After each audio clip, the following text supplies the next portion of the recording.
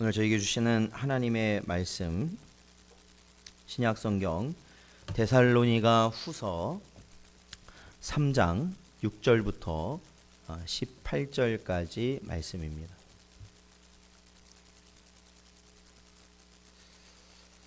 데살로니가 후서 3장 6절부터 18절까지 말씀을 저희 한 절씩 교독하겠습니다. 형제들아, 우리 주 예수 그리스도의 이름으로 너희를 명하노니 게으르게 행하고 우리에게서 받은 전통대로 행하지 아니하는 모든 형제에게서 떠나라.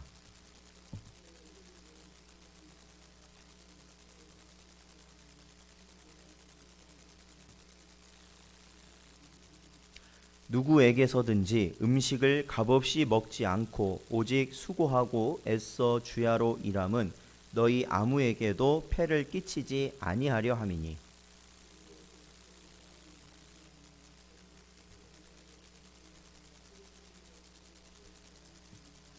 우리가 너희와 함께 있을 때에도 너희에게 명하기를 누구든지 일하기 싫어하거든 먹지도 말게 하라 하였더니,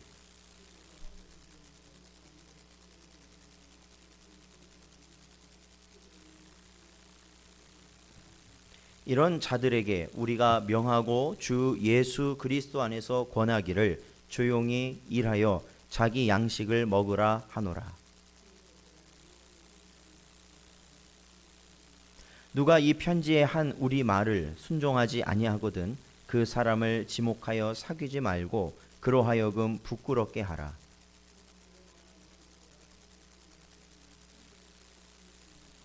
평강의 주께서 친히 때마다 일마다 너희에게 평강을 주시고 주께서 너희 모든 사람과 함께 하시기를 원하노라.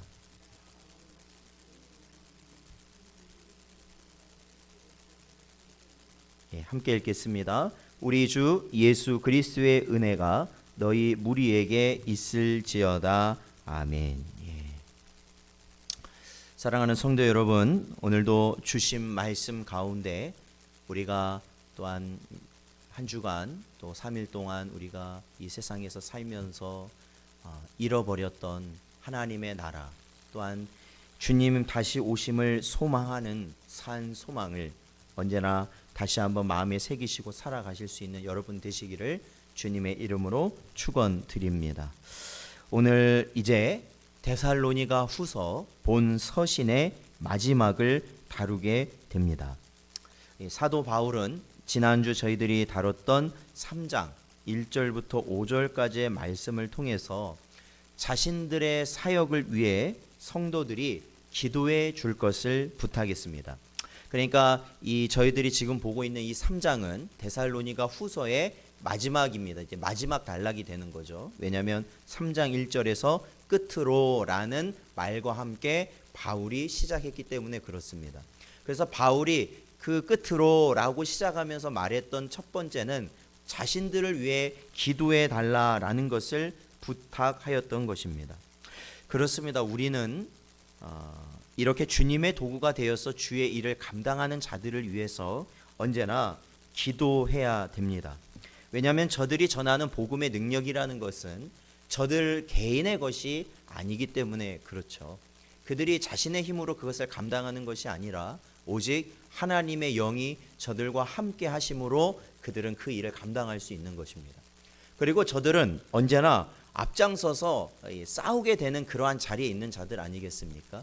어떻게 보면 세상에 이들을 넘어뜨리기 위한 사단의 많은 위협과 미혹 가운데서도 그들은 그 수많은 영적 전쟁을 앞장서서 싸우면서 복음을 전해야 되는 자들이기 때문에 그 뒤에서 함께한 성도들은 그들의 영적, 육적 어려움과 위협 속에서도 승리할 수 있도록 늘 기도해야 한다라는 것입니다. 이 초대 교회가 급성장하는 시점, 그러니까 예수님께서 승천하신 이후에 예수님이 약속하시지 않습니까? 너희가 성령이 오시기를 기다리라 말씀하시고 올라가시죠. 그리고 나서 마가의 다락방에서 120여 명의 사람들이 모여서 거기서 기도하였을 때 성령이 강림하는 사건이 일어나고 성령이 그들에게 임하셨을 때 그들이 어떻게 합니까? 다니면서 예수 그리스도의 복음을 전하기 시작합니다. 예수 그리스도의 복음을 전하기 시작하였을 때 많은 역사가 일어나므로 당시에 이 초대 교회가 부흥을 하게 되는, 아주 폭발적으로 부흥하게 되는, 왜냐하면 하루 만에 세례받는 사람이 3,000명이 넘었다. 베드로의 설교를 통해서 그러한 역사들이 나타나는 이 초대교회의 초기, 그 시기에는 엄청난 일들이 많이 일어났거든요. 그런데 동시에 어떠한 일이 또 발생하게 됐냐면, 그렇게 초대교회가 급성장하게 하다 보니까 또한 그만큼 핍박이 심하였다. 핍박이 심했어요. 왜냐하면 예수 그리스도도 죽이는 판인데 그를 따르는 자들에 대한 핍박은 오죽하겠습니까? 그래서 투옥되는 것이 십상이었고, 또한 심지어 순교하기까지 되는 그러한 상황이 발생하게 됩니다. 저희가 잘 알듯이 사도 베드로가 이러한 복음을 전하다가 결국에는 그가 옥에 갇혔고, 또한 옥에 갇혔을 때 천사의 도움, 천사의 역사로 인해서 그가 옥에서 나오게 됩니다. 그런데 그때 당시에 교인들은 무엇을 하고 있었느냐? 바로 이 옥에 갇힌 베드로를 위해서, 또한 이렇게 핍박받고 있는 교회들을 위해서, 교인들을 위해서 기도하고 있었다라는 것이 당시의 초대교회의 모습으로 성경은 보이고 있습니다. 그러므로 우리는 기도해야 되는 것이죠. 주의 일들을 위해 기도해야 됩니다. 주의 역사, 주께서 하실 일들을 위해 기도하고, 또한 그 일의 선봉으로 서 있는 자들을 하나님이 세우셨다는 것을 또한 우리가 인정하고 그들을 위해 기도해야 됩니다. 그들은 그들의 강함으로 그 일을 감당하는 것이 절대 아니기 때문에 그렇습니다. 그리고 정답 없는 삶을 살아가는 이 세대 가운데 미쁘신 하나님, 그렇죠? 저희들이 봤던 이 3장 1절부터 나오는 보면은 이 3장 3절에 보면 주는 미쁘시다. 미쁘시다. 그것은 믿을 만한 분이시다. 그러니까 이 세상에서 유일하게 믿을 수 있는 분은 하나님 아버지시기 때문에 우리는 그 하나님 아버지의 말씀을, 영원한 그 말씀을 의지하고 믿고 순종하며 살아가야 한다라는 것이죠. 그것이 바로 그러한 은혜가 하나님께서 택한 자 안에서 이루어질 것이다. 이루어질 것이다. 그것을 믿고 나아가라 라는 것이 사도 바울의 가르침이었습니다. 그래서 사랑하는 성도 여러분, 우리가 이 삶을 살면 살수록 결국에는 남는 것이 주의 말씀밖에 없다라는 것이죠. 주의 말씀. 우리가 이 세상을 살면 살수록 우리가 해왔던 것 중에 남겨질 수 있는 것이 하나님께 예배하는 것이었고, 또한 기도하는 것이었고, 하나님을 찬송하는 것이었다. 그거 외에는 다 부질없는 것들이 되었고, 소용없는 것들이 되었고, 의지할 수 없는 것들로 변했다는 것을 우리는 너무나도 잘 알게 되는 것입니다.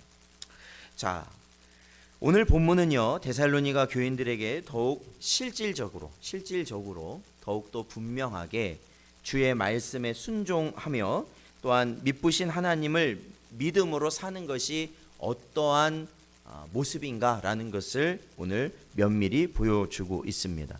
그래서 오늘 본문 말씀 보시면 저희들이 6절부터 보았는데요. 자, 6절부터 아까 이제 저희가 처음부터 다 읽었는데, 아마 여러분이 오늘 이제 말씀을 듣고 다시 한번 기회가 되셔서 읽어보실 기회가 되신다면, 이 부분을 읽어보신다면 이 데살로니가 전서에서 했던 이 사도 바울의 어투와, 그리고 이 데살로니가 후서에서도 초반에 했던 말과 후반으로 가면 갈수록 이 사도 바울의 어투가 점점 달라진다라는 것을 좀 느낄 수 있습니다. 그러니까 이 전에는 살살 이야기했다면 이제 여기서는 어떻게 하냐면 세게 이야기한다는 겁니다. 세게, 직접적으로. 그러니까 애들로 말해서는 못 알아들으니까 이제 아주 직접 대놓고 이야기하는 겁니다. 왜냐하면 그 중요하니까요. 그게 중요한 거니까 그렇게 하겠죠. 그렇죠? 예. 뭐 저희도 그럴 때 있잖아요. 그렇죠? 아유, 내가 읽고 말하면 상처받지 않을까, 뭐 어찌, 그러니까 걱정되니까 처음에는 애들로 말을 해요. 그런데 그렇게 말해도 잘 알아들어요, 못 들어요? 그럴 때는 어떻게 해야 돼요? 대놓고 얘기를 해야 될 때도 있단 말인 겁니다. 사도 바울이 바로 그렇게 이야기를 하고 있어요. 그래서 이 6절 말씀을 보면 이 바울이 다소 어떻게 보면 그 감정이 좀 격앙돼 있다는 그러한 생각을 가지게 될 정도로 그러한 느낌이 달라짐을 알 수 있습니다. 그리고 그 6절에 보면은 이러한 표현이 나와요. 형제들아 우리 주 예수 그리스도의 이름으로 너희를 명한다라는 겁니다. 그러니까 그냥 권면한다라는 말이 아니라 누구의 이름으로 명한다고요? 예수 그리스도의 이름으로. 그러니까 뭐냐면 반드시 지켜야 된다는 것이죠. 반드시. 그러니까 이것을 또 그러니까 다르게 생각해 보면 반드시 지켜야 될 것을 이 곳에 있는 교인 중에 어떤 사람들은 지킨다는 거예요, 안 지킨다? 안 지킨다라는 거예요. 그러니까 이걸 강조하면서 반드시 지키라라고 사도 바울은 강조하고 있는 겁니다. 그러면 뭐가 문제가 된 거냐? 6절 계속해서 보면은 먼저는 뭐냐면 게으르게 행하는 자들이 있더라. 게으르게 행하는 자들이 있고, 두 번째는 또 어떠한 자들이냐면 우리에게서 받은 전통대로 행하지 아니하는 형제들이 있다라는 겁니다. 그러니까 제가 봐서는 이 두 그룹, 그러니까 나누면 게으른 자들도 있고 사도들의 가르침을 따르지 않는 그러한 자들도 있는데 사실은 중복이 될 것 같아요. 그러니까 이 게으른 자들이 곧 누구예요? 사실은 사도들의 가르침을 따르지 않는 자들 아니겠습니까? 그러니까 이게 어떻게 보면 그 무리를 지칭하는 표현이라고 볼 수 있어요. 그러니까 이 데살로니가 교회 안에 그러한 문제들이 나타나게 하는 그러한 사람들이 있다라는 것이죠. 그러니까 그것을 이 사도 바울이 아주 실질적으로 아주 명확하게 그냥 대놓고 그것을 이야기를 하는 것이죠. 네. 너희 중에 게으른 자들이 있고 또한 우리가 가르친 전통대로 신앙생활을 하지 않는 자들이 너희에게 있다라는 겁니다. 자, 이러한 말은 이 2장을 한번 보세요. 데살로니가 후서 2장 13절에 보면요. 2장 13절부터 보면은 저희들이 이 말씀을 이제 수요일에도 다루지 않았습니까? 이 사도 바울이 뭐라고 말하냐면 13절부터 해서 쭉 내다가 15절에 보면은 뭐라고 말하냐면 형제들아 굳건하게 서서 말로나 우리의 편지로 가르침을 받은 전통을 지키라라는 겁니다. 그러니까 이 사도 바울은 이 편지의 이 시작과 중간부터 이미 이 이야기를 하고 있었던 거예요. 너희 안에 이 전통을 따르지 않는 자들이 있다라는 거지. 사도 바울이 가르친 그 내용을 따르지 않는 자들이 있다라는 거 아닙니까? 그래서 이것을 반드시 따라야 한다. 우리의 가르침을 너희가 따라야 한다라는 걸 계속해서 강조하고 있고 이 3장에 와서는 직설적으로 그거를 이야기하고 있는 것이죠. 자, 왜 이러한 일들이 일어났느냐? 이 데살로니가 교회에 왜 이러한 게으른 자들이 나타나고 또 사도들의 전통을 따르지 않는 자들, 왜 그러한 자들이 나타나서 왜 이 교회를 혼란스럽게 하고 어렵게 하고 이러한 문제를 야기하는 자들이 왜 발생하게 됐느냐? 그것은 우리가 다루었던 2장 2절을 한번 보세요. 2장 2절 말씀 보면, 자, 1절과 2절 말씀 보면 사도 바울은 그 원인에 대해서 이렇게 말을 합니다. 그것은 바로 1절에 보니까 우리 주 예수 그리스도의 강림하심과 우리가 그 앞에 모임에 관하여. 그러니까 예수님의 다시 오시는 것에 대한 뭐예요? 2절에 보면 잘못된 지식을 가진 자들이 결국에는 어떻게 한다라는 거예요?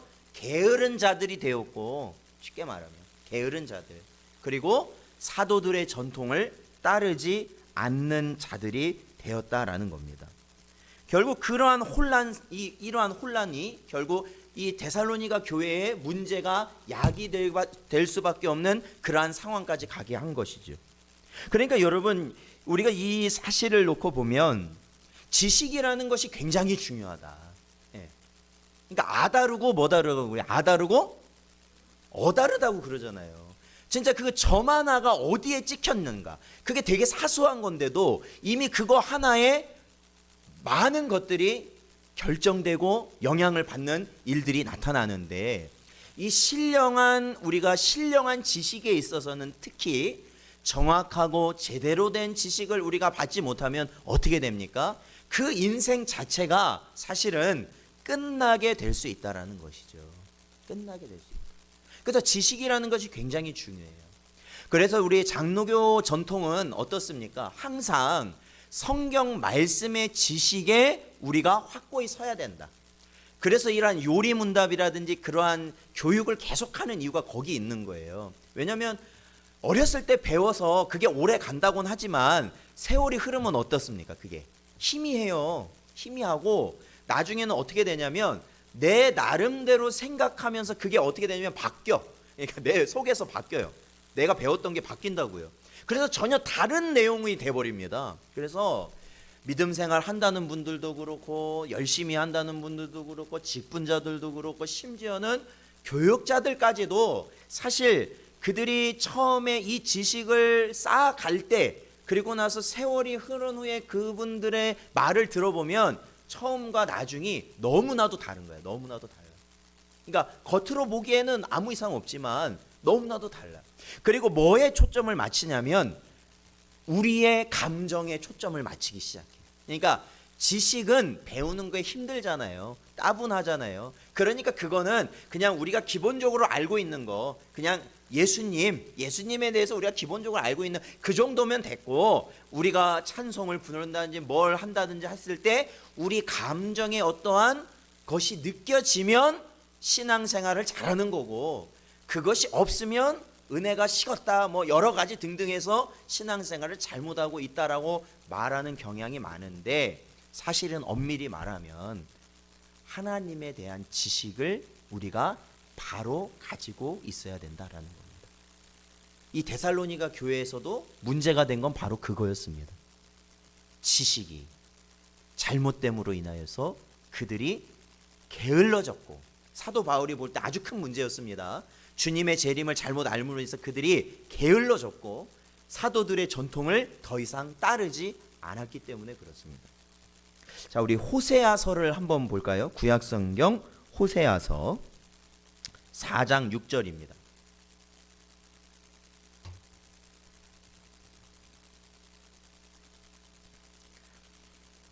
호세아서 4장 6절 말씀입니다. 찾으셨으면 저희 함께 읽어보겠습니다. 시작. 내 백성이 지식이 없으므로 망하는도다. 내가 지식을 버렸으니 나도 너를 버려 내 제사장이 되지 못하게 할 것이요, 내가 내 하나님의 율법을 잊었으니 나도 내 자녀들을 잊어버리리라. 아멘. 그렇습니다. 지식이 이토록 중요한 겁니다. 지식이 없어서 망했다는 겁니다. 이스라엘과 유다가 지식이 없어서 망했다라는 겁니다. 그리고 하나님께서는 어떻게 말씀하셨습니까? 너희가 하나님의 율법을 잊었다면 나도 너희를 잊겠다, 이렇게 말씀하신다는 겁니다. 그래서 오늘날 우리가 살아갈 때 굉장히 주의해야 될 것이 무엇이냐면 바로 이러한 지식, 성경적 지식이라든지 이 지식을 바탕으로 한 모든 교리적 가르침을 우리가 무시한 채 우리가 우리 좋은 대로만 신앙생활을 해버린다면 결국에는 그것이 어떠한 결과를 초래하냐면 지식이 없으므로 망하는 자들이 될 가능성이 굉장히 높다라는 것입니다. 그래서 참된 성도들은 신령한 지식인 하나님의 말씀, 그 말씀을 늘 사모하고 곁에 두고 그것을 가까이 하고 그것을 기준으로 살아가려고 힘쓰는 자들이 바로 참 성도로서 하나님이 주신 은혜를 누리게 됩니다. 그래서 시편 19편 9절부터 10절까지 말씀을 보면 거기에 보면은 하나님의 말씀을 이렇게 표현하고 있습니다. 여호와를 경외하는 도는 정결하여 영원까지 이르고 여호와의 법도 진실하여 다 의로우니 금 곧 많은 순금보다 더 사모할 것이며 꿀과 송이꿀보다 더 달도다. 이렇게 시편 기자는 노래하고 있는 것입니다. 하나님의 말씀이 그렇다라는 겁니다. 왜냐하면 그 말씀을 통해서 우리는 살아갈 수 있고 바른 길을 살아갈 수 있기 때문에 그렇습니다. 자, 그래서요 이제 오늘 말씀을 통해 계속 보면은 이 지식이 없는 자들에게서 나타나는 특징이 있어요. 지식이 없는 자들을 통해서 나타나는 특징, 그게 뭐냐? 그것은 바로 무질서라는 겁니다. 지식이 없는 자들의 특징은 무질서예요. 질서가 어떻다는 거예요? 질서가 없다라는 것이죠. 왜 질서가 없을까요? 자기 마음대로 하는 겁니다. 자기 마음대로, 자기가 원하는 대로. 그런 걸 보면 이것이 사사기에서도 보면 그런 비슷한 말이 나오잖아요. 그렇죠? 그런데 오늘날 사회의 특징이 뭡니까? 오늘날 사회, 주류가 되는 사회적 특징이 뭐예요? 자기 주장대로 하는 것이 맞는 사회. 자기가 기준이 되는 사회잖아요. 뭐 다원주의라고도 막 여러 가지 말하는데 결국엔 뭐냐면 자기 뜻대로 하는 겁니다. 그래서 기존에 있었던 것은 다 없애버리고 자신이 새롭게 하는 것, 자기에게 맞는 것을 통해서 어떻게 한다라는 거예요? 새로운 자기만의 길을 가는 것, 그것이 오늘날 살아가는 방법이라는 것이죠. 그게 정말 잘 사는 길이다라고 세상은 가르치고 있는 거예요. 그러니까 쉽게 말하면 그게 뭡니까? 무질서예요. 무질서예요. 지금까지는 우리가 지켜야 한다고 어떻게 보면 좀 막연하게 생각해 왔던 것들이 이제는 뭐예요? 더 이상 지킬 필요 없는 것으로 되어버렸잖아요. 사실은. 그런 시대를 우리는 살고 있어요. 자, 사도 바울은 본문 7절을 한번 보겠습니다. 본문 7절을 보면은 이렇게 말하고 있어요.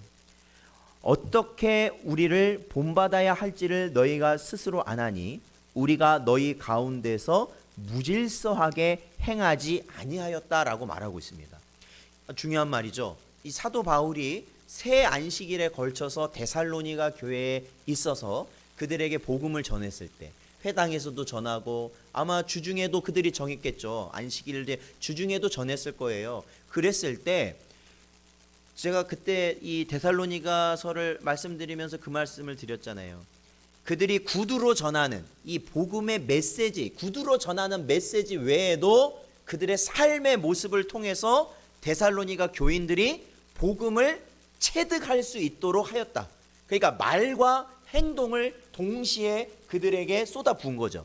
그랬을 때 이 데살로니가 교회가 신생 교회였지만, 지식이 적은 교회였지만 그럼에도 주변 교회에 칭찬을 받는 믿음의 교회가 될 수 있었던 이유가 사도와 그와 했던 일행들이 그들 앞에서 뭐예요? 말로만 예수 그리스도를 말한 게 아니라 본을 보였다라는 거예요. 본을 보였다. 그런데 그 본의 모습이 어떠한 거냐면 무질서하게 행하지 아니하였다라는 겁니다. 그러니까 어떻게 이 사도 바울과 그 일행들이 지냈냐면 그때 질서 있게 지냈다라는 거예요.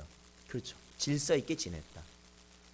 그러니까 이거를 조금 더 아까 서두랑 연결시켜 보면 게으른 자 그리고 전통을 따르지 않는 자, 그러한 사람과 구별되는 모습이 바로 질서 있게 살아가는 모습을 보여주는 것이었어요. 질서 있게 살아가는 모습. 자, 분명히요, 이 사도 바울은요, 자,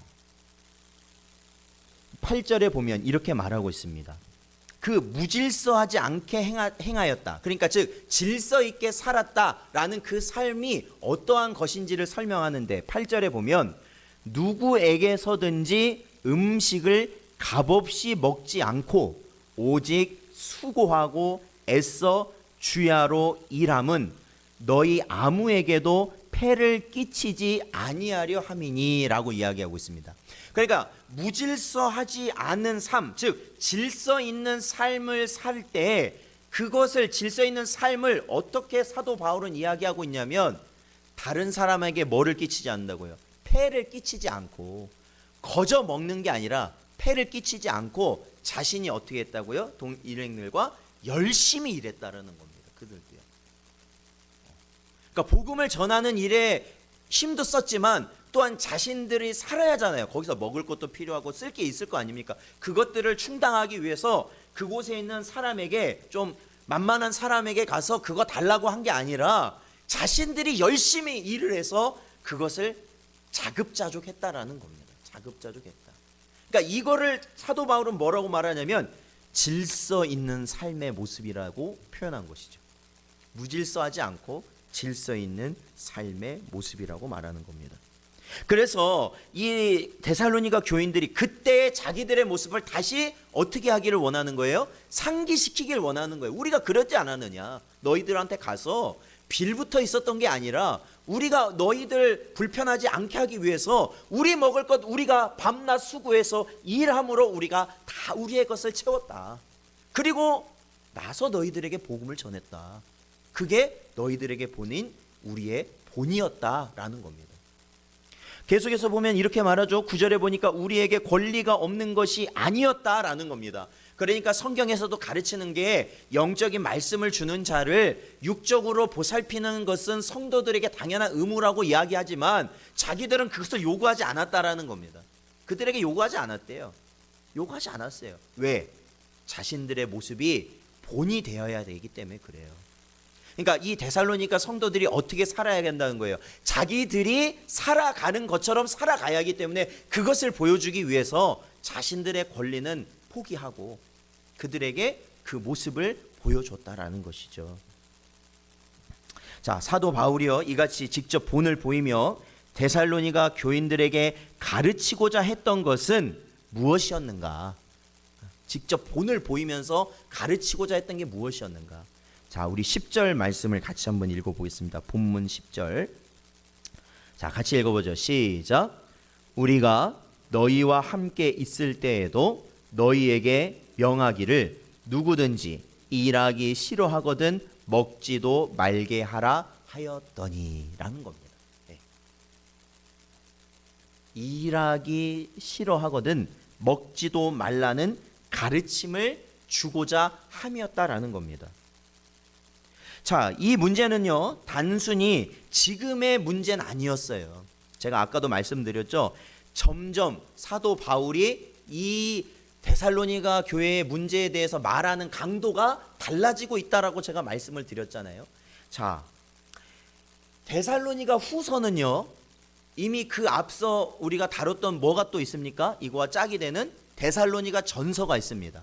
그러니까 전서와 후서의 차이는 전서는 먼저 보냈던 편지고 후서는 시간이 얼마 지난 이후에 다시 그것을 보냈다라는 겁니다. 그런데 전서에도 보면요, 저희 전서를 한번 보세요. 데살로니가 전서 4장 11절과 12절 말씀이에요. 4장 11절 12절. 자, 같이 읽어보죠. 시작. 또 너희에게 명한 것 같이 조용히 자기 일을 하고 너희 손으로 일하기를 힘쓰라. 이는 외인에 대하여 단정히 행하고 또한 아무 궁핍함이 없게 하려 함이라. 아멘. 그렇습니다. 이미 데살로니가 전서 먼저 편지를 보낼 때 이 문제에 대해서 사도 바울은 알고 있었고 그것을 그러니까 이 정도면 알아들으라라는 것이죠. 이 정도에서 좀 알아들어라. 그래서 보냈는데 후서를 또 보냈다는 것은 알아들었다는 거예요? 못 알아들었다는 거예요? 못 알아들었다는 거죠. 그러니까 강도가 달라지는 거예요. 더 직설적이고 더 아주 그냥 현실적인 그러한 일들을 끄집으면서 게으르지 좀 말아라. 이러한 표현을 써가면서까지 보내는 거예요. 그렇죠? 결국 아까 제가 잠시 언급드렸지만 이 데살로니가 후서 2장 1절과 2절에 나타났던 이러한 잘못된 지식, 그렇죠? 예수님의 재림에 대한 잘못된 지식. 그러니까 예수님이 오신다는 거에 대해서 이들이 잘못된 지식을 가지고, 그러니까 그 지식을 가지게 된 이유는 여기 보면은 그들이 뭐예요? 어떠한 다른 설교자들, 그러니까 다른 선지자라고 말하는 자들, 그들이 계시 받았다고 해서 막 그 계시를 따르고, 아니면은 그들이 이 사도 바울과 같이 나도 사도의 권위가 있다 그러면서 막 이렇게 서신을 막 그렇게 써가지고 막 그런 것을, 그러니까 이게 잘못된 말씀이 기록된 그러한 지식들, 그러한 것들을 막 받아들이다 보니까 그들이 결국엔 어때요? 주님의 재림이라는 것이 사도 바울이 말한 것과는 전혀 다른 맥락으로 그들이 흘러가는 겁니다. 그래서 주님의 재림, 그러니까 예수님이 재림하신다라는 것을 딱 말했을 때 지금도 똑같아요. 반응을 보면은 어떤 사람은 막 열광적으로 이제 주님 곧 오시니까, 여러분 내일이라도 주님 오실 수 있어요, 없어요? 있습니까, 없습니까? 그렇죠? 예, 여러분 목소리는 방송으로 안 나가니까 괜찮아요. 자신 있게 하셔도 여기까지 그렇게 안 나요. 들어보니까 안 들리더라고요. 자, 그러니까 있잖아요. 그렇죠? 내일이라도 오실 수 있죠. 그럼 오늘 뭐 해야 돼? 그렇게 생각하면 좋은데, 데살로니가 교회 문제 있는 자들은 어땠냐면, 내일 오시는데 오늘 뭐하러 일을 하냐는 거예요. 오늘 뭐하러 일을 해? 이 마지막인데. 마지막이니. 그러니까 게을르다는 게 그런 의미에서 게을르다는 거예요. 일을 안 해요. 일을 안 해. 그러니까 이제 마지막 주님 오실 때만 다 이제 막 하늘만 보고 있고, 그러니까 뭐 일을 할 필요도 없고 집안을 살필 필요도 없고 가족들을 건사할 필요도 없는 겁니다. 그렇죠? 가끔 우리가 뭐 이단이나 뭐 잘못된 그런 종말론을 가지고 막 어디 섬에도 가서 막 사는, 막 TV에 나오죠? 막 자기 재산 다 팔아가지고 막 헌금하고 그냥 막 그렇게 사는 사람들이 있잖아요. 그러니까 그 잘못된 지식을 가짐으로 인해서 그렇게 했거든요. 그리고 또 어떤 사람들이 있냐면, 그것도 참 이 데살로니가 교회와 비슷해요. 지금의 양상이요. 그렇게 막 열광적으로 해서 막 그렇게 하는 사람이 있고요. 또 어떤 사람은 두려움을 갖는 사람들이 있어요. 두려움. 주님이 오신다. 마지막 때가 됐다. 뭐 적그리스도다. 막 그러면서 두려워하는 거예요. 두려워해. 무서워해. 잠도 못 자. 잠도 못 자. 그래서 두려워하면서 막 아무것도 못하고 그냥 벌벌 떨면서 사는 사람들이 나타나기 시작했단 말이죠. 그래서 결국 그릇된 열망이나 좌절, 공포, 두려움 등의 감정, 그걸로 해서 사람들이 이 교인들이 어떻게 됐냐면 현실을 포기해 버리는 거예요. 그냥 지금 삶을 포기해 버리는 거예요. 포기해 버리는 거예요. 곧 주님이 오신다는 것, 이 땅에서 모든 활동이 무의미하다는 것, 더 이상 자신의 필요를 스스로 채우지 않고 어떻게 해야 되겠어요? 아니 내일 오실 줄 알고 오늘 일을 안 했지. 근데 내일 오셨어요, 안 오셨어요? 안 오셨죠. 그래서 모레 오실, 그 다음날 오실 줄 알고 또 일을 안 했지. 그런데 그 다음날 오셔요, 안 오셔요? 안 오시잖아요. 그런데 육신은 어때요? 일을 안 했는데 육신은 배가 고파요, 안 고파요? 고프지. 그런데 그런 사람이 교회에 있어. 그러니까 다른 사람한테 그 어떻게 하겠어요? 자꾸 손을 벌릴 수밖에 없잖아요.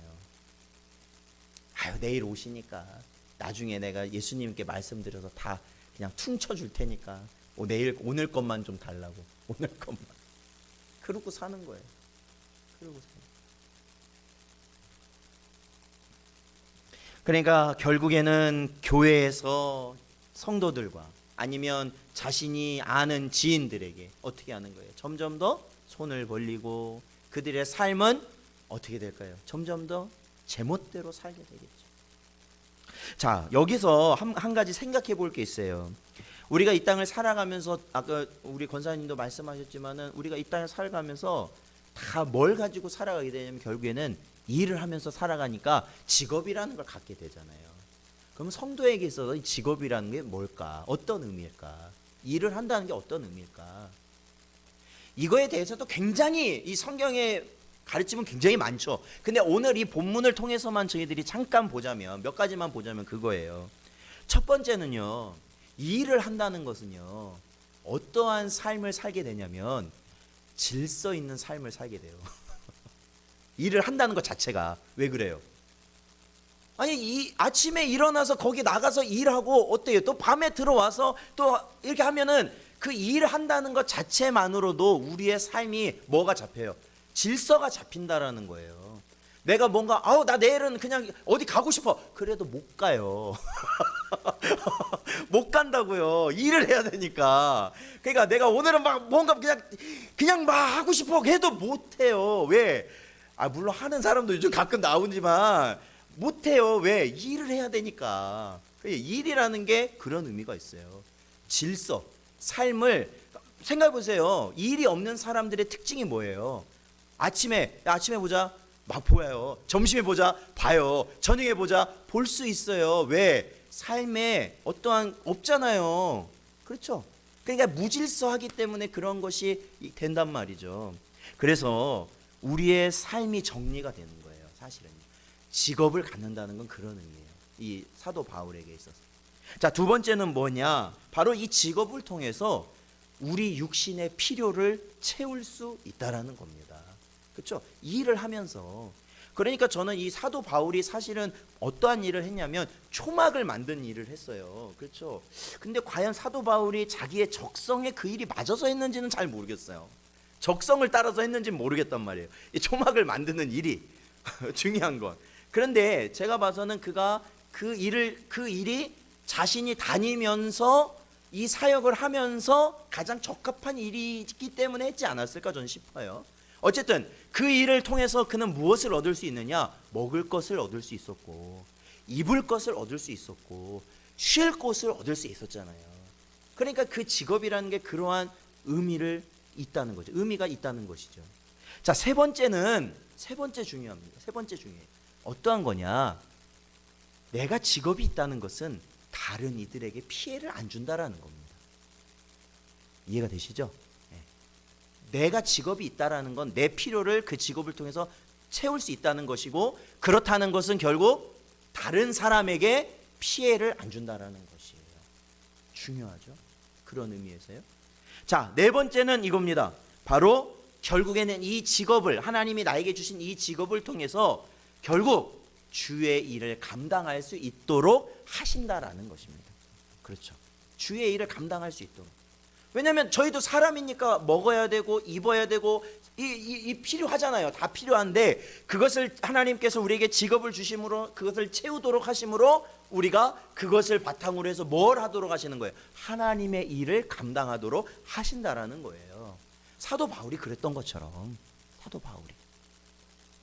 그래서 직업이라는 게 성도에겐 굉장히 중요하다.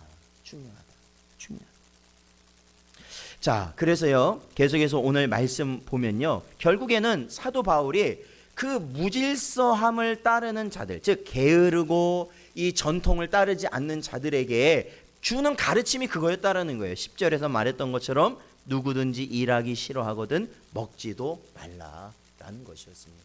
결국에는 이게 무엇과 연관되냐면 주님이 다시 오심, 즉 신령한 하나님의 지식을 제대로 갖지 못함으로 나타나는 현상이다라는 겁니다. 그래서 사도 바울은 그거에 대해서 굉장히 강하게 가르쳤던 것이죠. 자, 11절부터 보면요. 자, 11절을 한번 보십시오. 우리가 들은즉 너희 가운데 게으르게 행하여 도무지 일하지 아니하고 일을 만들기만 하는 자들이 있다 하다. 그러니까 이제 바울이 아주 더 구체적으로 얘기를 하는 거예요. 게으른 자들이 있다. 그렇게만 얘기하는 게 아니라 그 게으른 자들이 교회에서 뭐를 자꾸 나오게 하냐면 문제를 생기게 한다는 거예요. 문제를. 자, 거기 보세요. 자, 도무지 일하지 않고 무엇을 만든다고요? 일을 만든다. 이 일을 만든다는 표현이 뭐냐면 자기가 아무 일도 안 하니까 결국에는 뭘 하게 되냐면 다른 사람 일에 자꾸 간섭을 하는 거예요. 쉽게 말하면 다른 사람. 그러니까 우리가 주님 오시겠지만 그때까지 우리가 맡겨진 나에게 주신 이런 일들을 최선을 다해서 하려는 사람이 있을 거 아닙니까? 데살로니가 교회도 있겠죠? 그런데 그런 사람한테 할 필요 없어. 아이 뭐 이렇게 힘들게 일을 하냐니까요. 뭐 이렇게 그냥 적당히 하라는, 뭐 이렇게 일을 힘들게 하냐. 그러면서 다른 사람의 일에 간섭하고 그렇게 살지 못하게 하고, 그러니까 자꾸 뭐가 일어나겠어요? 교회에 문제가 일어나게 되겠죠. 그래서 이렇게 다른 사람의 일을 어떻게 하는 거예요? 이러한 자들이 수근수근 하는 거예요. 한마디로. 자기는 할 일이 없으니까. 할 일이 없으니까. 그러니까 그 군대도요, 보면은 여러분 이제 여기는 다 이제 오늘은 남자분이 안 계시지만 군대도 보면 보통 저희가 전방이 있고 후방이 있어요. 전방이 편하겠습니까? 후방이 편하겠습니까? 전방이라는 건 우리가 저 38선 근처가 전방이고요. 후방이라는 건 이 남쪽이 후방이거든요. 어디가 편할 것 같으세요? 후방이죠? 왜 편할까요? 거기가? 네, 멀리도 떨어져 있으니까 뭐가 하여튼 편할 것 같죠? 그런데요, 희한합니다. 그게 좀 어떻게 생각하느냐에 따라 다른데 중요한 건 뭐냐면 결론적인 거는 뭐 대부분 인정을 안 할 수도 있지만 제 개인적으로는 전방이 좀 편합니다. 전방이. 왜? 전방에는 가면은 뭐 하냐면 훈련을 엄청나게 합니다. 훈련을 많이 해요. 왜냐면 거기는 전쟁이 언제 날지 모르잖아요. 그러니까 훈련을 많이 하면 그 병사들이 어떡할까요? 피곤할까요? 항상 쌩쌩할까요? 피곤해요. 그러니까 어떠한 결과가 나오냐면 선임이 후임 괴롭힐 힘이 없어요. 너무 힘들어 다. 그러니까 대충 하고 빨리 자 이거야. 거기서는 대충 빨리 하고 자 이거야. 그러니까 다 힘드니까. 그러니까 훈련은 뭐 좀 그럴지 몰라도 그 선임이 후임을 막 괴롭히고 그런 게 별로 없어요. 전방은 차라리. 근데 후방은요, 훈련이 많아요. 적어요. 상대적으로 적을 거 아닙니까? 그러면은 기운이 기운이 없겠어요? 기운이 넘치겠어요? 넘치다 보니까 너무 괴롭혀. 뭐 지금은 어떨지 몰라. 저 할 때. 그러니까 뭐냐면 뭐 전투화에 먼지야 뭐 아주 이런 것 갖고도 막 기합 주고 막 그러는 거야. 그러니까 막 너무 힘든 거야, 후방이. 그런 면에서. 그렇죠? 무슨 의미인지 아시겠어요? 그러니까 뭔가 우리가 일이 있고 뭔가 내가 해야 될 일이 있고 막 그거에 신경 쓰면 다른 사람 일 신경 써요, 안 써요? 사실 솔직히 못 써요. 못 써. 그런데 내가 일이 없고 편하면 어떻게 되는 거야? 다른 사람 자꾸 어떻게 돼? 신경 쓰고 막 그냥 이렇게 하는 거 아니에요, 그거에. 그렇잖아요. 그러니까 그러한 것이 이 성경적으로도 그것은 옳지 못하다라는 거예요. 그러한 것은 옳지 못하다라는 겁니다. 그래서 그러한 것이 무질서한 삶으로 인해서 나타나는 현상들이에요. 그러니까 아무리 하루를 살면서 정말로 바빠서 힘드신 분들 있잖아요. 하나님께서 내 삶을 정말 질서 있게 해주신 것에 감사하시며 살아가시기를 축원드립니다. 그렇죠? 내가 좀 바쁘고 힘든 건 있지만 어쨌든 그걸 통해서 어떻게 해요? 내 삶이 잡아지는 거예요. 사실은요. 엄밀히요. 자, 어떤 일이 있었어요? 다윗 왕이요. 이제 그 다윗 왕이 이스라엘 전체를 통일해서 다스렸을 때 다윗이요. 항상 앞장서서 전쟁을 나갔거든요. 그런데 이제 좀 이게 좀 이렇게 안정이 되니까 나중에는요. 다윗이 전쟁에 안 나갔어요. 그냥 왕궁에서 기다렸어요. 그러니까 이게 다윗이요. 이제 부하들은 보내놓고 이제 요압이 그때 이제 군대 장관이니까 요압 이제 책임으로 해서 보내놓고 왕궁에 남아 있으니까 그가 어떠한 일이 일어났냐면 이렇게 저녁 때가 돼가지고 왕궁 옥상에 올라갔는데 딱 올라가서 이제 왕궁이 높잖아요. 그러니까 아래는 이제 백성들이 사는 집들일 텐데 낮으니까 딱 보니까 야, 어떤 여인이 거기서 목욕을 하는 거야. 그 다음은 다 아시죠?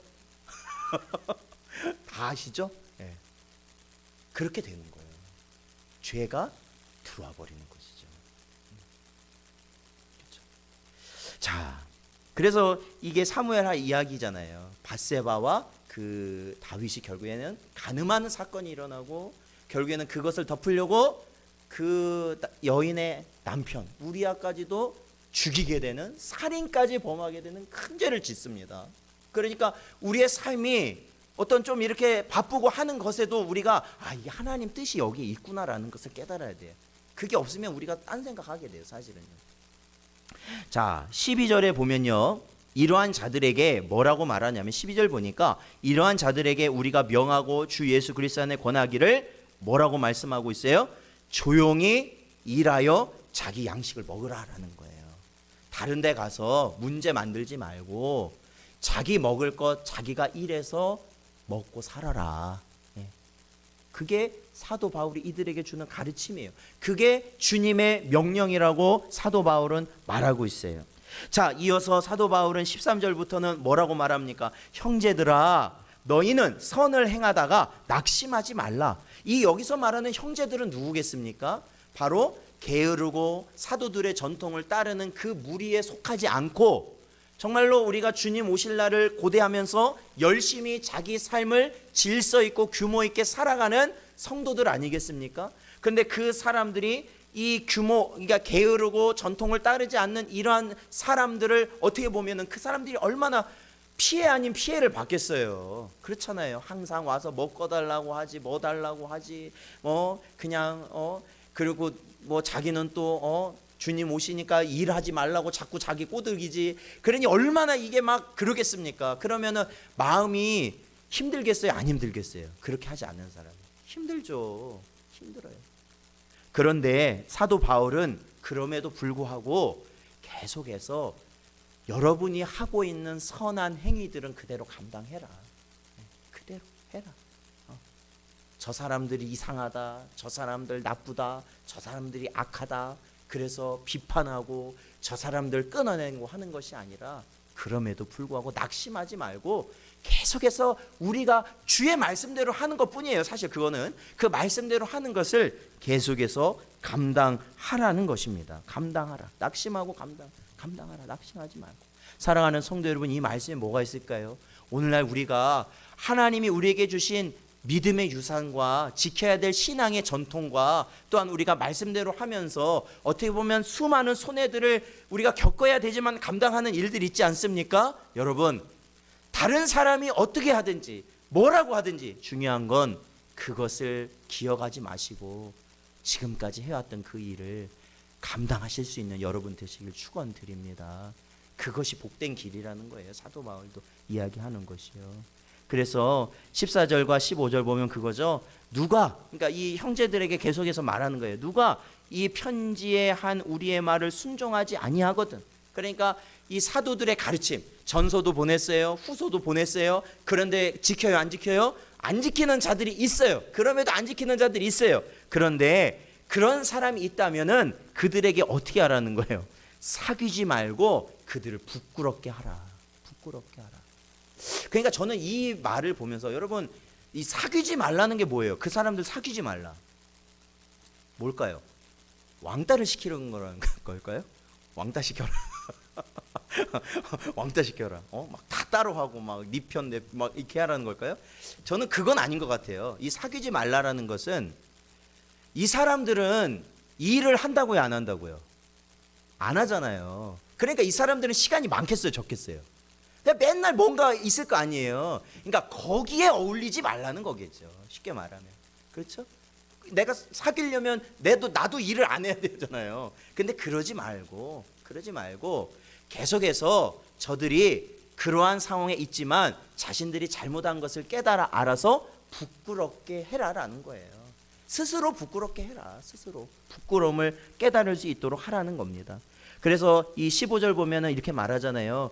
원수와 같이 생각하지 말아라. 그들을 아무리 우리에게 와서 우리를 힘들게 하고 막 우리한테 막 뜯어가고 막 그렇게 해도 그들을 원수로는 생각하지 말고 형제처럼 여기고 항상 따뜻하게 권면해라 라는 것이 사도 바울의 가르침입니다.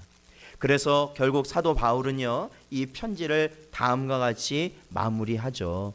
결국에는 18절에 보면 우리 주 예수 그리스도의 은혜가 너희 무리에게 있을지어다 말씀하십니다.